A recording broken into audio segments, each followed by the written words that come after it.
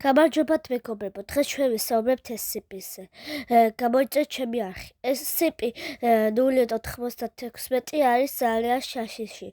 მას ვინმე რო შეხედავს, მის მოკლას დაიწყებს. და SCP 999 არის ძალიან თბილი, მას ყველა ეხუტება.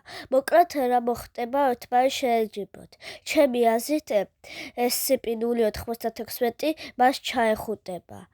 მეორე ხარეს კი SCP 173 ვყავს, რომელსაც ეწოდება ქანდაკება და ვინც მას თვალს მოაჩცილებს მოკვდება.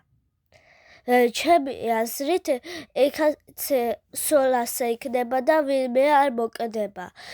ბოლოს მაინტერესებს თქვენი აზრით, რას ფიქრობთ ამ ყველაფერზე? დამიწერეთ კომენტარებში.